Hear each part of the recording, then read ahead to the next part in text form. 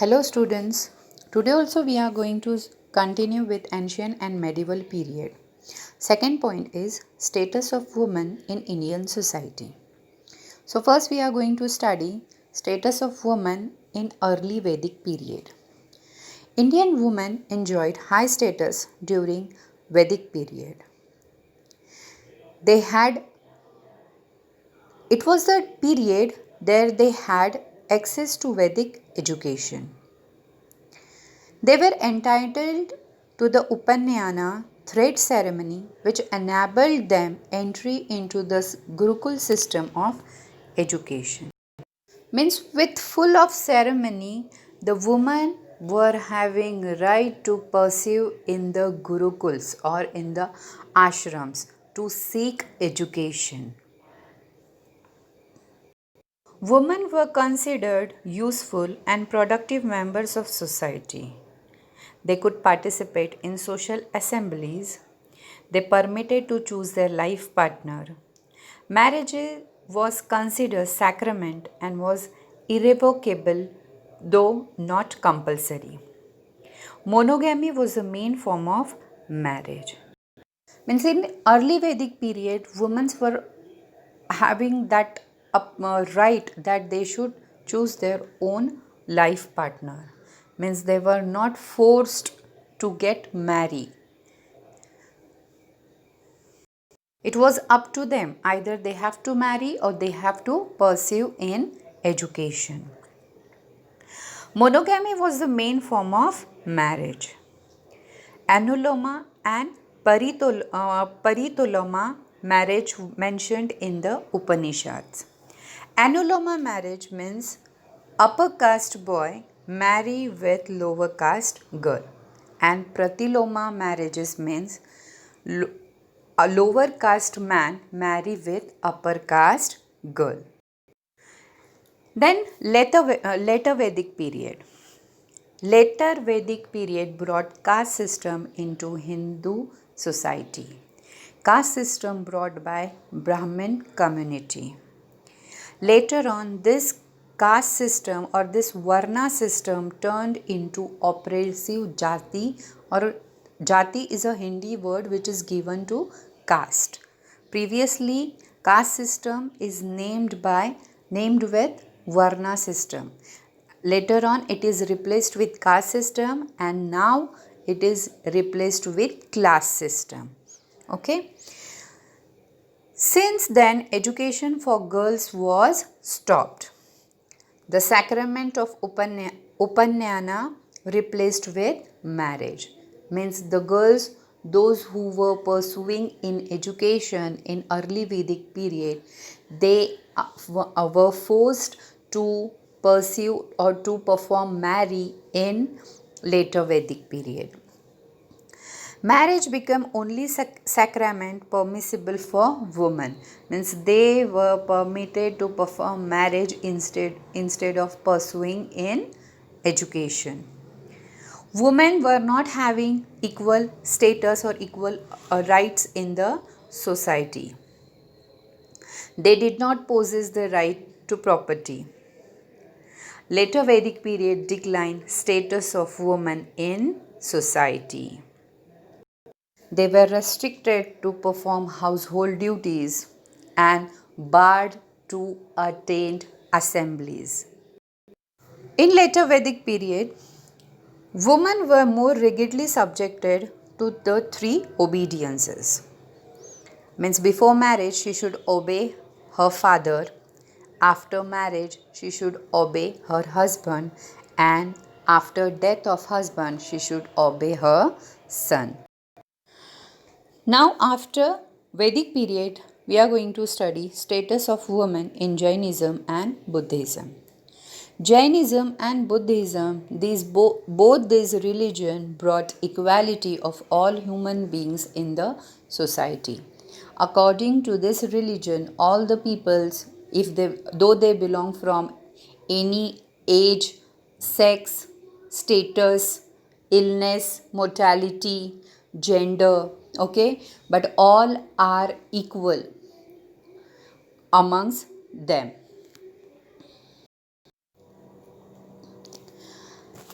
In these two religions, Jainism and Buddhism, women were permitted or permissible to pursue and became a nun.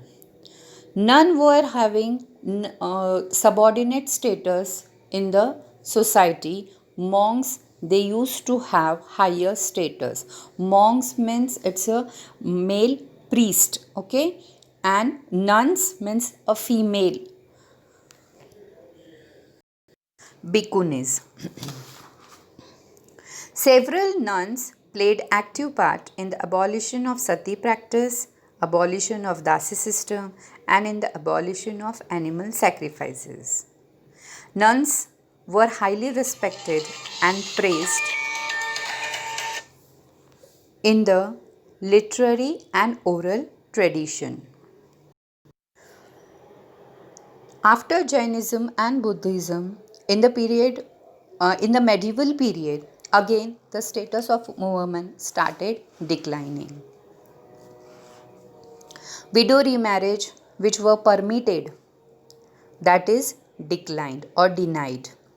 Practices of child marriage, sati practice, parda system, devdasi system, which were removed or eradicated from Indian society, again it is started practicing in medieval period. Means in the medieval period, status of women almost declined and exploitation against women started. In medieval period, women of upper caste, they were only permitted or permissible to pursue in education. Women, those who belong from lower status, they were not at all permissible to pursue in education.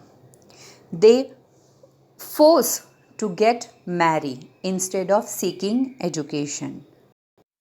Patriarchal joint family system means there male is the head of the family, means not only in the society but also in the family also women were getting subordinate status.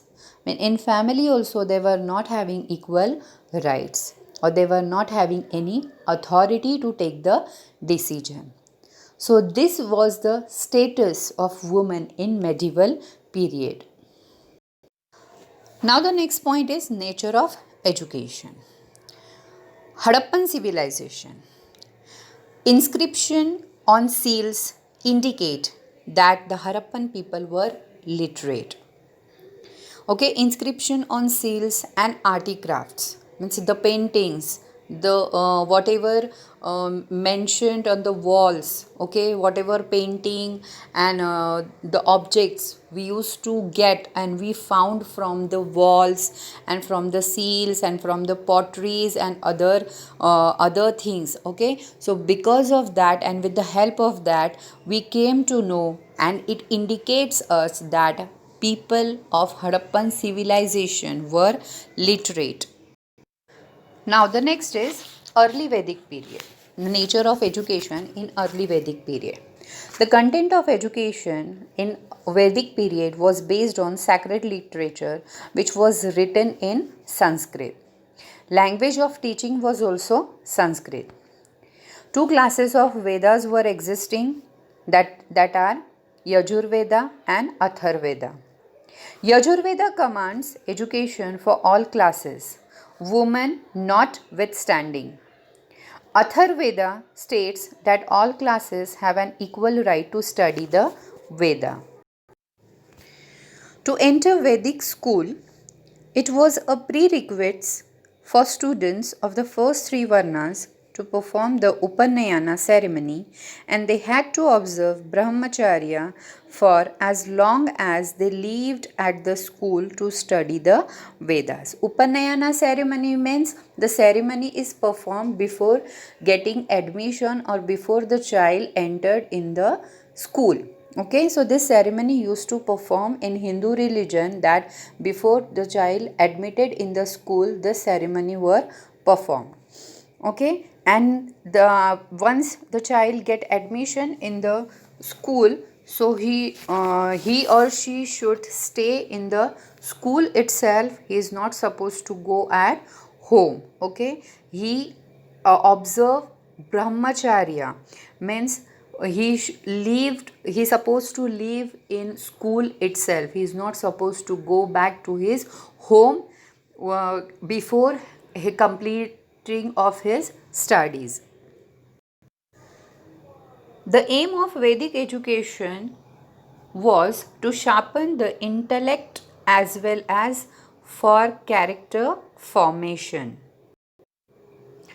Brahmins probably stayed in the school until they attained mastery of the four Vedas. Okay, means that Brahmins, those who serve in priest class, in upper class, they were stayed in ashrams unless and until they get mastery in the Vedic education. Now, nature of education during later Vedic period. As we have already studied that in status of woman, that women were denied to access education. There was emphasis on the institution of sacrifice, and this led to the growth of large amounts of literature related to sacrifice. The first millennium CE saw the rise of states and increasing instability resulting from territorial expansion. Vardhaman Mahavir was a religious teacher for 3 decades. There were differences in the preachings of Mahavira and Buddha.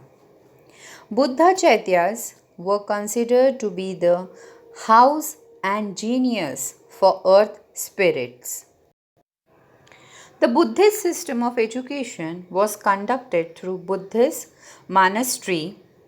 The center of Buddhist system of learning revolved around the order of monks. Later Buddha permitted the entry of women as nuns. Education in the Sangam period was a widespread social activity.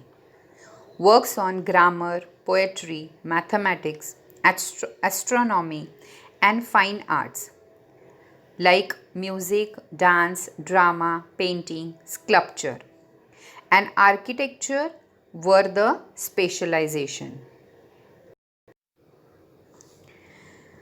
Now, education during the medieval period. Education during medieval period is centered on the Quran.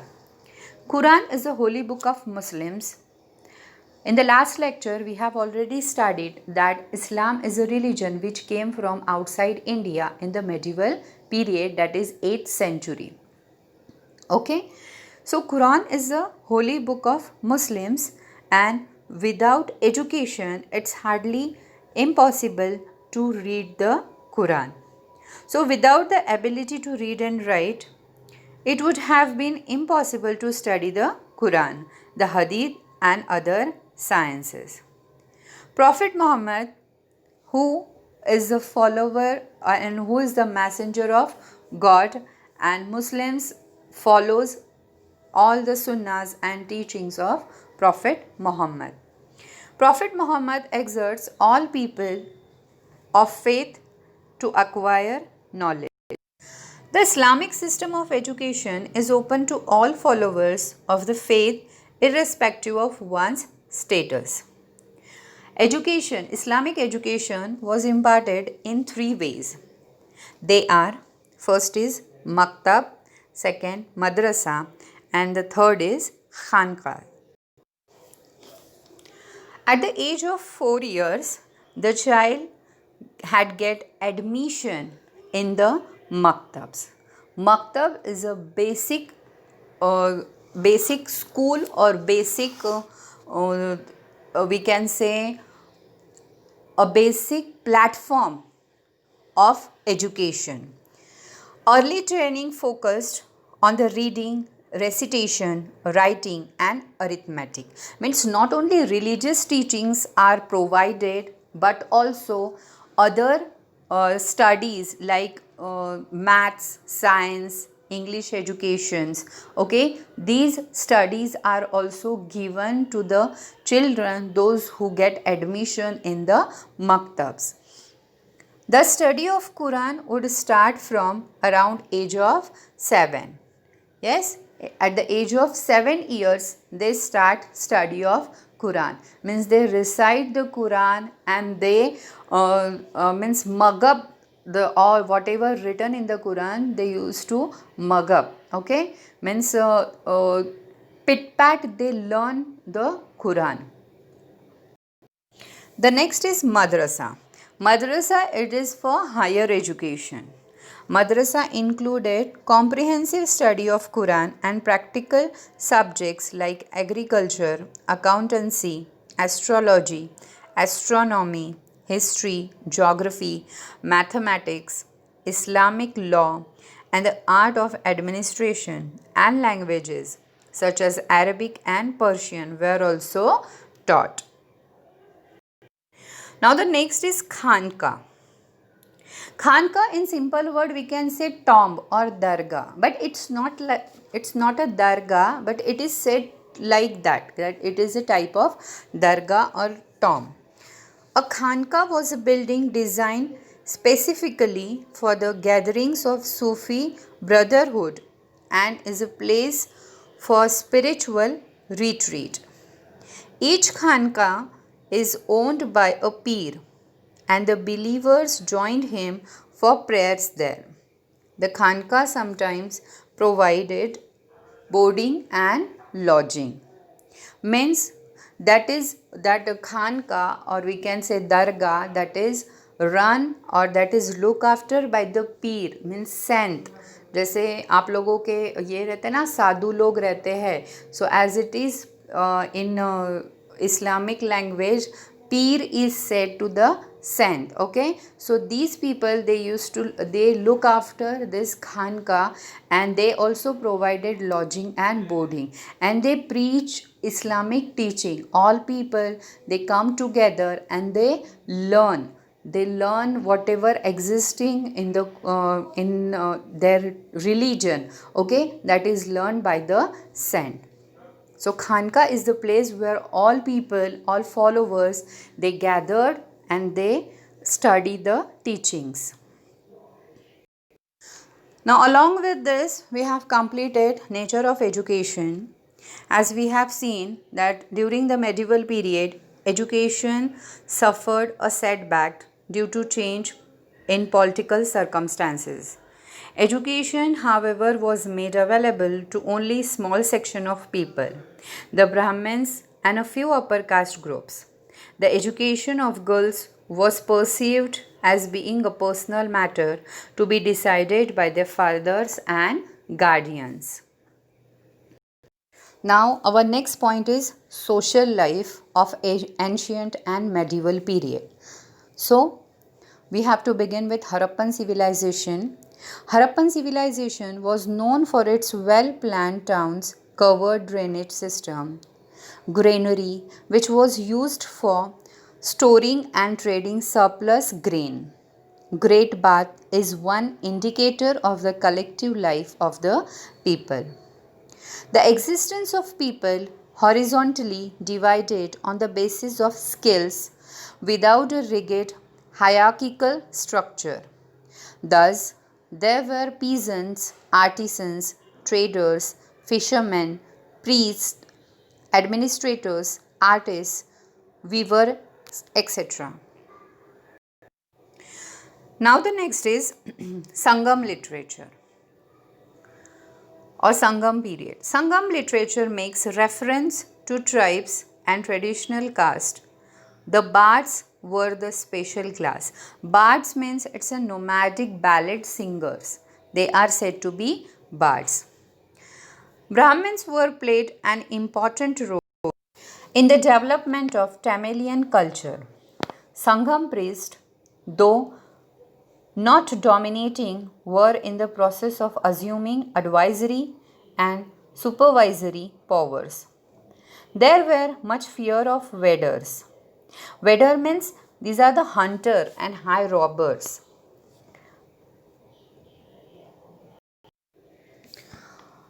Marakuri warrior. These are the Marakuri was a separate warrior who had their own traditions and beliefs. Then there were the fishermen, salt manufacturers, weavers, agriculturalists, shepherds, and cowherds who were also important in Sangam period.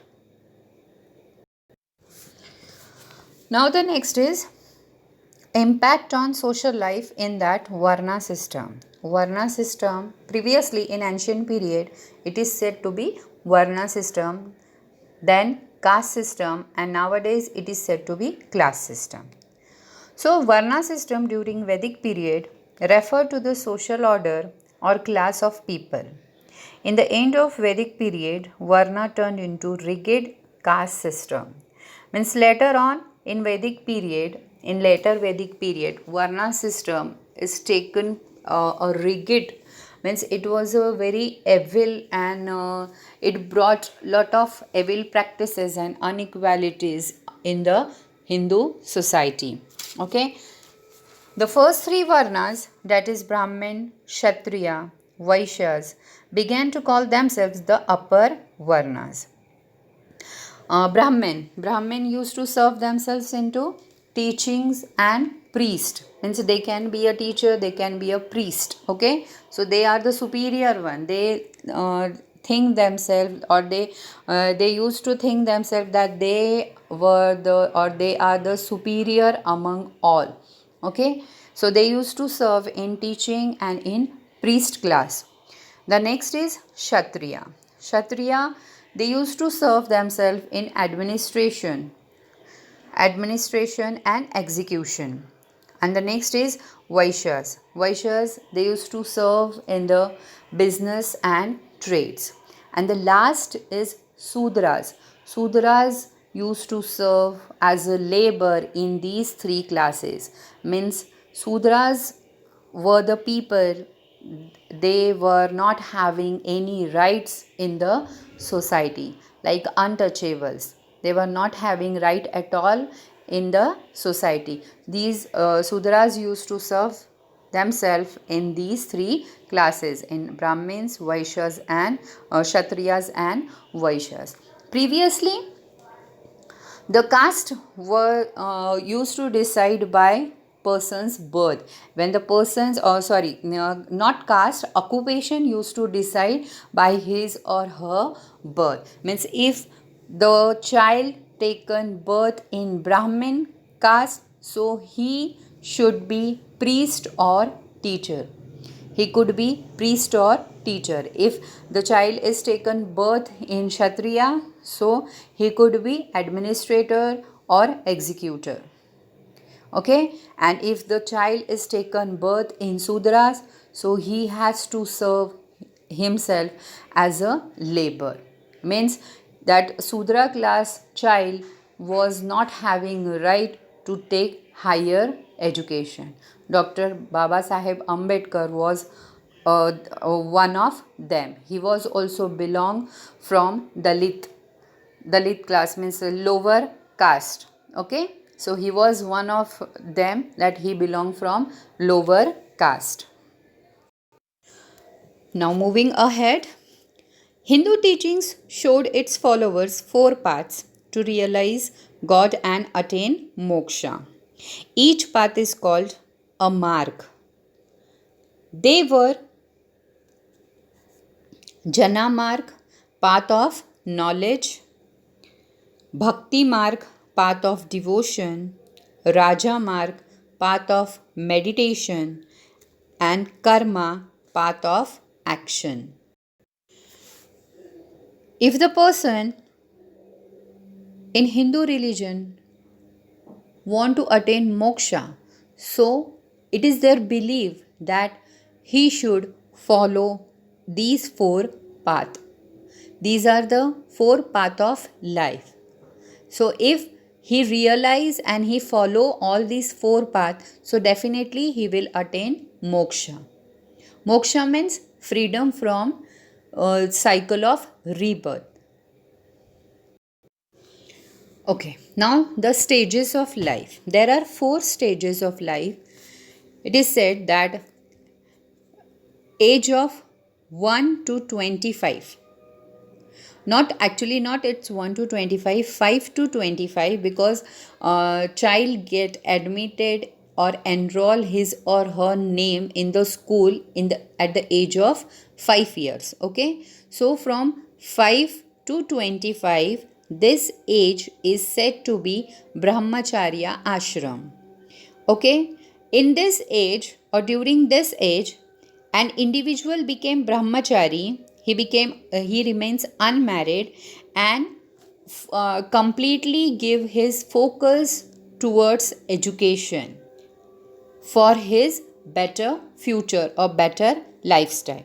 Okay, so in the first phase of life, that is 5 to 25, this is said to be brahmacharya ashram, and in this period an individual seek education, he remained unmarried, and tried to pursue good life in future.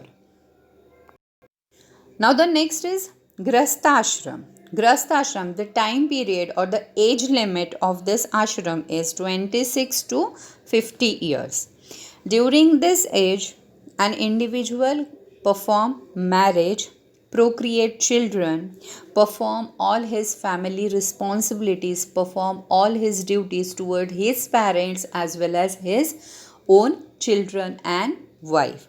So this is the age of 26 to 50 years. During this age, the person became very responsible and tried to fulfill all his responsibility towards family and his children.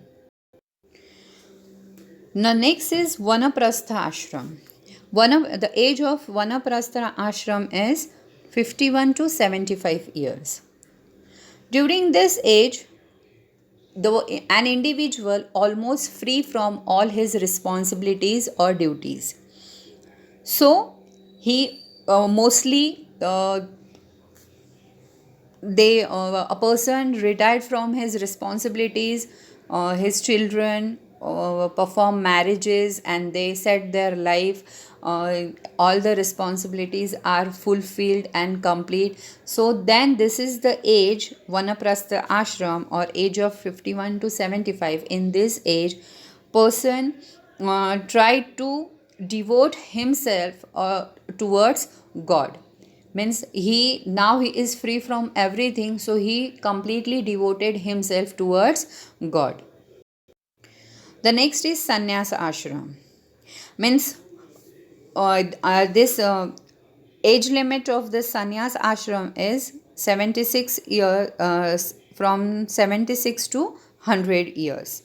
Okay, all the desires are fulfilled, nothing is left, everything is completed. Okay, no desire, all the no determination. So during this ashram, a person isolate himself from outside world, and he takes sannyas from outside world, he isolate himself. So these were the four ashrams. Okay, these are said to be stages of life.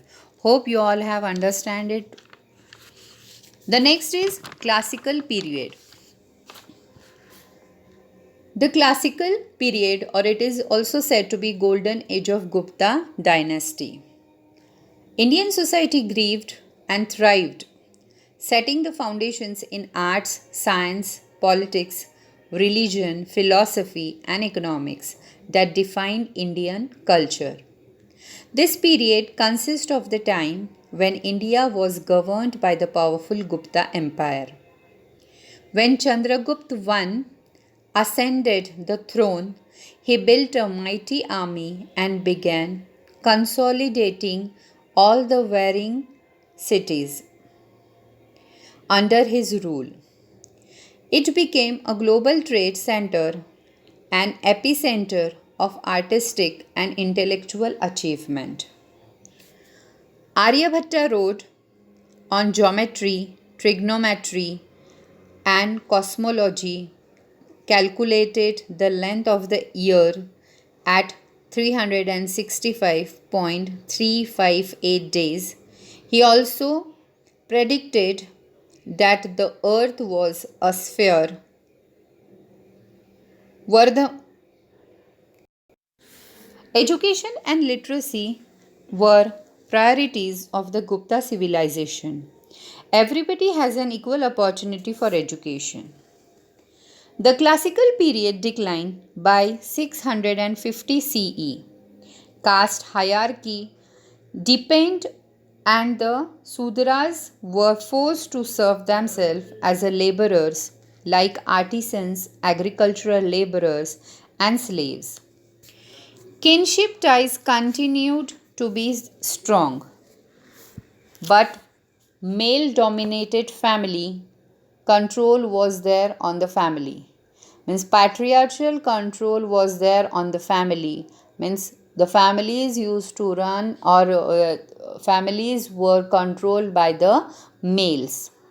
Males supposed to take decision for their family. So the position and status of women in the family as well as in the society were subordinate. The next is medieval period. The medieval period of India is one of the numerous conquests. During Delhi Sultanate, society experienced a synthesis of Indian and Islamic culture. Thus, Indo Islamic architecture, use of mechanical technology, and use of Hindi Urdu language, it is also said to be Hindustani, was seen. Scholars suggest that it was due to the systematic efforts of Emperor Akbar that gave India a strong and stable political administration. There were rulers who extended their empires far and wide. Some were benevolent. Benevolent means they were very kind rulers, and other were tyrant. Tyrant means cruel.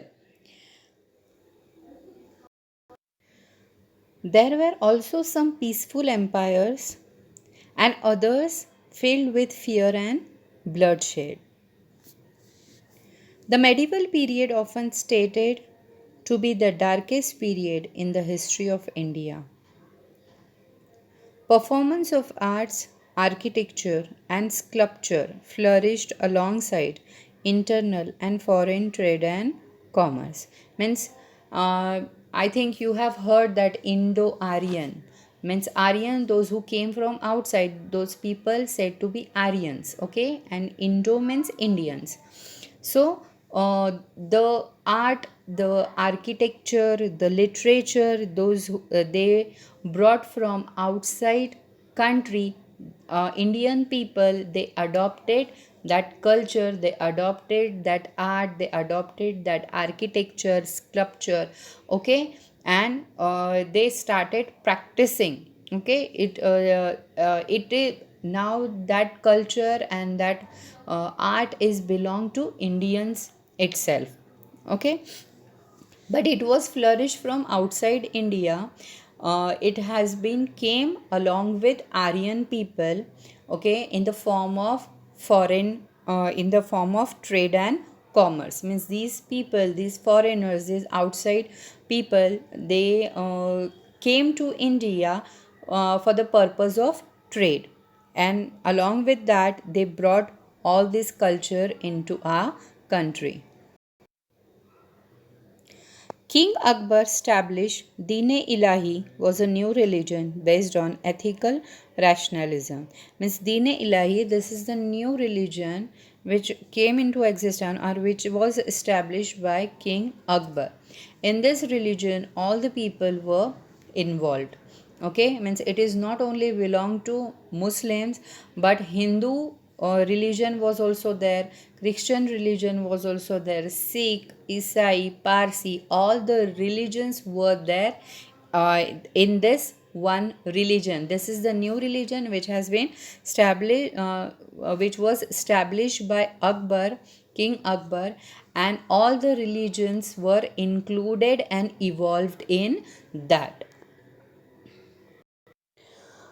Towards 19th century CE, widening gap emerged between liberals and orthodox groups, and it seems to be a recurring pattern among all religious groups even in 21st century. Means the disputes, the conflicts which we observe in 21st century, that came into existence and that was started from 19th century CE. Means since then till today we are observing same disputes among all religious people. The evil practices which were existing in Hindu society, many reformers, they try to eradicate, and they were successful to eradicate all these evil practices, but still that orthodox mentality and orthodox thinking is still existing. Okay, though constitution is given equal rights to all the people, the six fundamental rights are there in constitution, though we have got equal rights, but still somewhere that gap is seen, and still many places, many villages, they practice a same which their forefathers were practiced, the same they are following, and they think that this is their right. Means they are taken birth in higher classes, so they have right to rule on lower caste or lower class people. Status of woman is also the same. Yes, though today women are independent, they are working. Yes, there is no difference between male child and female child, but still somewhere in some families, in some societies, still they give first preference to the male child, because they think that in Hindu religion, it is their thinking and it is their belief that when if the male child give fire to funeral pyre, then they will get moksha. So for to seek or to get this moksha, to attain moksha, they prefer male child instead of female child. But not all the families, not all the societies, but still many families and many societies, they believed on same. Okay, so now the sociology is a subject which help you to understand that how the society came into existence, what practices were existing, and what has been done in the past, the culture which we have adopted, and the values which we are having, the customs which we follow, the rituals which we follow, from where it came. Okay, and it also help us to change our thinking, it also help us to develop our personality, it also help us to understand what measures has been taken to eradicate all these evil practices from the society. This is the first chapter is based on little bit based from history, means it is relevant to the history. Okay, but further we are going to study more about society, means about different communities. Hope you all have understood till here. Means this ancient and medieval period, we have completed 3 points. The first is religious beliefs and practices. Second, status of women in Indian society. Third, nature of education. Okay, so and fourth, social life. Tomorrow I'm going to share the next part of the chapter, that is fifth point is left from this ancient and medieval period, that is urbanization. So tomorrow I am going to share that video with you all, and along with that further chapter also. Now from tomorrow, what I am going to do, I am going to take test in the last 10 minutes. Okay, 10 to 15 minutes I'm going to take your test. Means it's like a evaluation. The content which you are heard, okay, either you understand that or not. To understand, okay, I am just going to take one evaluation test, and it is going to I am going to take every day. Means in the last 10 to 15 minutes I am going to take that evaluation test based on the content which you have studied. Okay, so get ready, and whatever you are listening, listen to it carefully. If any doubts are there, just reply me in the comment box. Okay, so I will answer for it. Okay, thank you so much, students.